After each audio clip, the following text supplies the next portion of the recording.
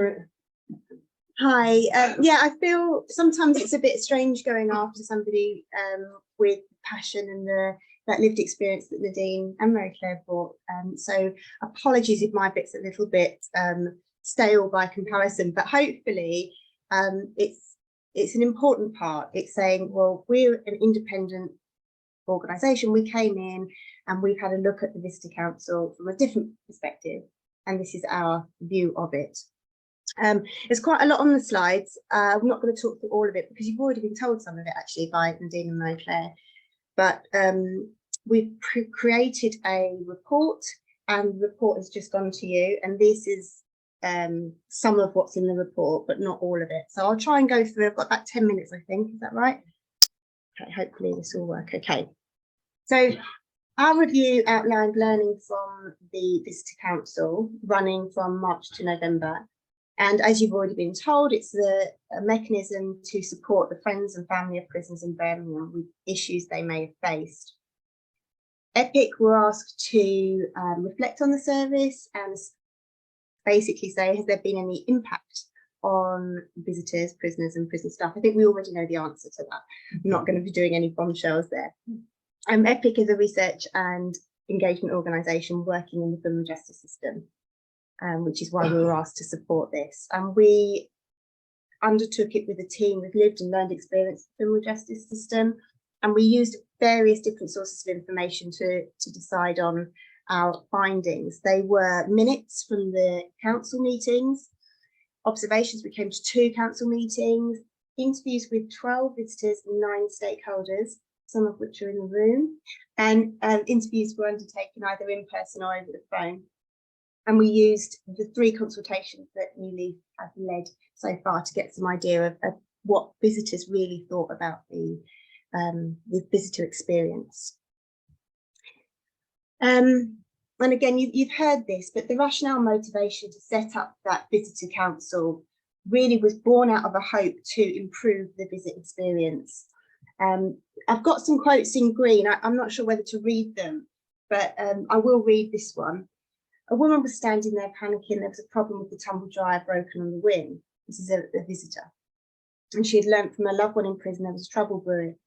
Realised the prisoners and those at the end of the phone outside would benefit from there being a way to communicate that everyone trusted. And it's that going back to that question about communication again. How can you get that information? Your situation made me have goosebumps there. The thought that you just didn't know what had happened to your son.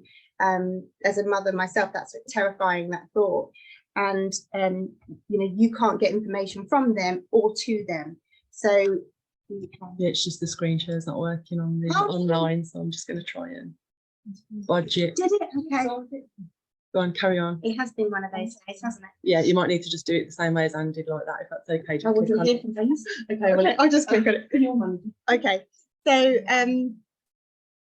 yeah, it's about New Leaf really thinking, okay, we need a better method of communication. What is that going to be? And we know that spotlight was really on HMP Birmingham as well. They were, you know, they were taken back into HMPPS, and we had the farmers review, and we knew that this was something that really needed to happen. So the funding was granted fantastically for a peer-led visitor council and peer support service for visitors. And the first slice of that funding landed in March 2020, which we all knew coincided with the first lockdown. So we'll come back to that in a minute. So what did we, oh, that's not worked now. I know, sorry. It has on there though. I know, so everyone online can see it. But everyone online can see. Sorry. Well, I'll just say it. Yeah, I'll just say it. So the key facts about the council, I think. Okay. Are you all right to just say it then? I can see it, yeah. So the first formal meeting took place in March 2022, following 2 years of disruption due to the pandemic. There were monthly meetings where visitors, New Leaf staff, operational staff, visitor centre staff came together. And really importantly, the senior management were there so that they were able to talk about some of these questions and issues on the spot, really.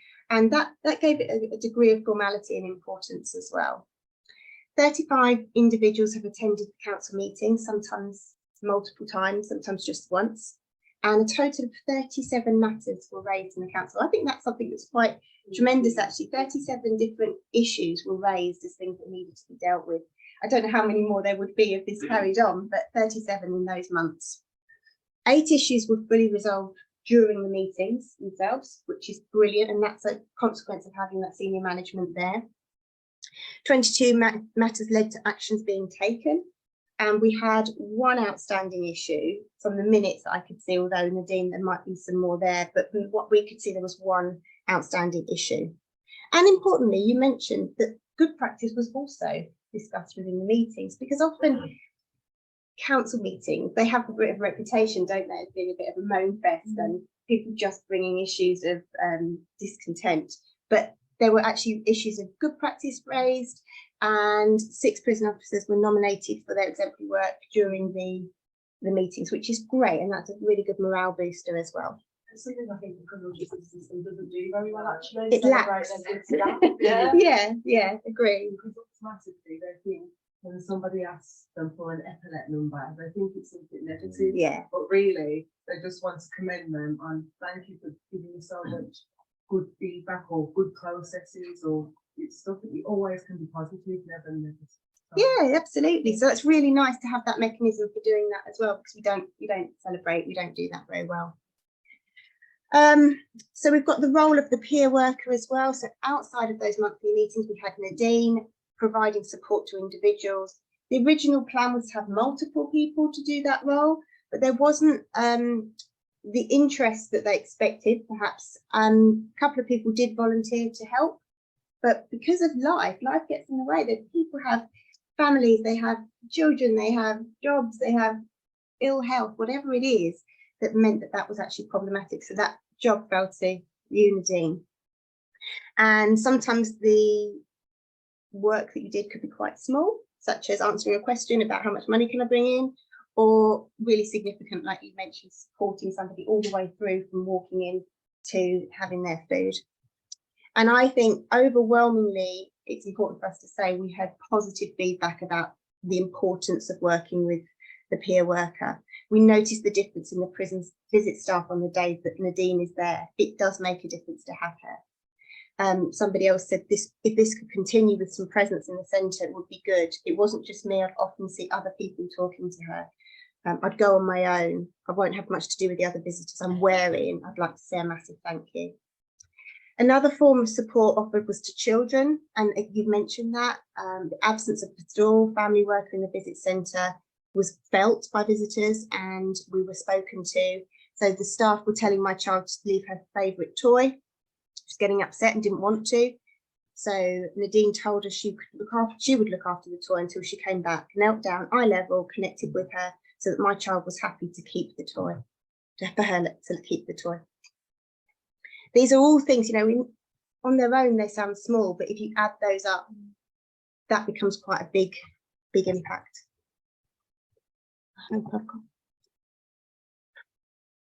Sorry, I'm just trying to move the slide down. Okay, so other matters arising. I won't talk through all of them because you've already heard them, but the clothing rail was a huge one.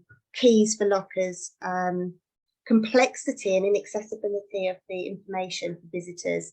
Visual tools, for example, started to be discussed. How can we do this visually instead? The use of child-friendly language, how to deal with issues such as the dog trainer around young children. How do you advise parents on how do you deal with a 4-year-old who's having a dog run down the side? It could be frightening. Yeah, but you've heard some of those, so I'm not going to dwell on those.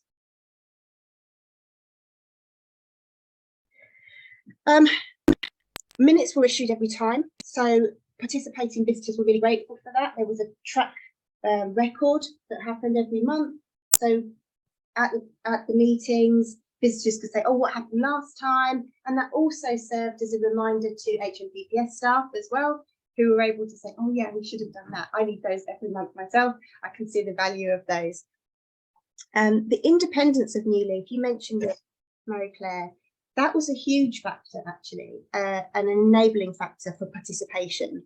So the trust between the visitors and New Leaf was quite it was built with comparative ease by the sounds of this compared with HMPPS council.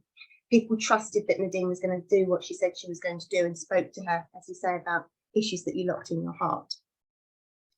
And you said to us, sometimes there are prison state rules. It's the same across the country. Sometimes visitors think it's just the officers or the OSGs being difficult, but it's not.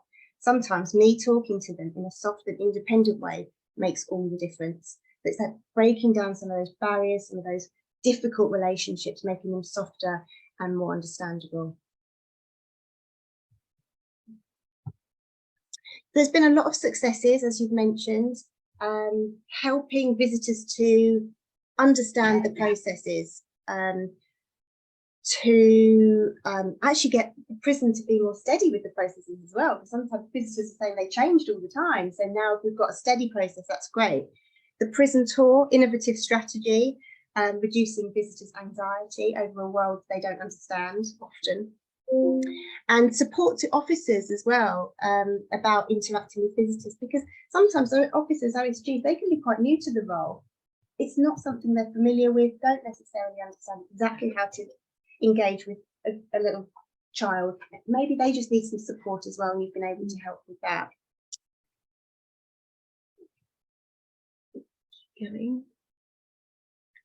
So from the consultations, we saw that this year in autumn, 65% of visitors who responded to the consultation said they had a positive and welcoming experience. That was 50% 1 year earlier. So that's a good jump. 65% of visitors reported having a positive experience with communication and visit-related information. That's decent. 65% is a decent number. This contrasts with around 20% a year earlier. Yeah.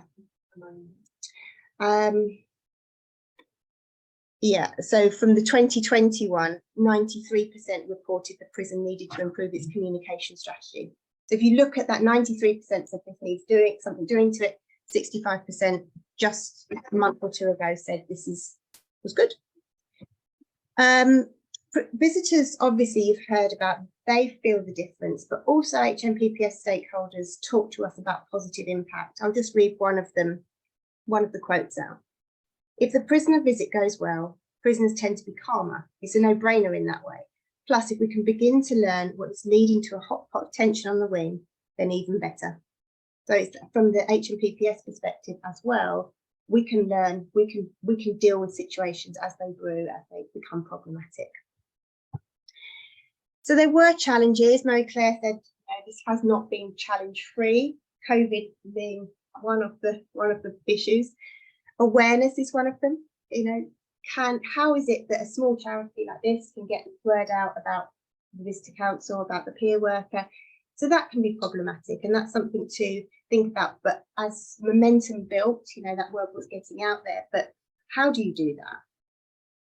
Online participation, people being able to join remotely, problematic because the visitor centre didn't have the internet connection that we needed to have to do that. So there's these little niggles here and there. Conflict of roles is one of the challenges that we found, that it was difficult sometimes. Is the visitor council about the prison experience, or is it about those personal needs? And how do you navigate both those jobs at the same time? I think you've done a very good job of that, but that's something that needs consideration as this continues. Workload, there's a lot to do, a lot of prisoners in there. Is that 1,000? So there's all the families, all the friends of that 1,000 people. That's a lot of people that may need support, especially as awareness grows. It would, the project would definitely benefit from monitoring evaluation. As you've now got the momentum, you know what you're doing, start to make records of that, and then be able to really prove where this is having the most impact. And one challenge, the fear of judgment, was quite an important one to raise. Some visitors told us that they were anxious to join the council at the beginning because they were worried that if they said anything that was negative, would that impact on their loved one in prison? What would that be? And that goes to show some of the level of distrust, doesn't it, with the prison? And I don't know what I can say, I don't know what I can't say. So that's something to continue working on, really. But the independence was huge for that. So I'll close up with this last slide that I know the audience here can't see. Sorry. As HMPPS start to be judged on their involvement with and engagement of visitors and families, this event and the weeks that follow is an important opportunity, time to think, time to reflect on what we've learned. It's clear there's a demand. There's a demand there for a role that supports visitors with individual visiting experiences and improves communication. And HMPPS staff felt that as well. It was not just the visitors. Changes were definitely made. We've talked about a few of them, and that shows evidence that solutions can be reached. You know, this is not something that is so static we can't ever make changes. We can make changes if we work together. There's value in independence and value in the peer-led approach for sure, and maintaining regular meetings, sharing minutes to keep everyone on track, and monitoring progress are a part of that. So our view is that it's vital to build on the momentum and the relationships built and the lessons learned, and onwards and upwards.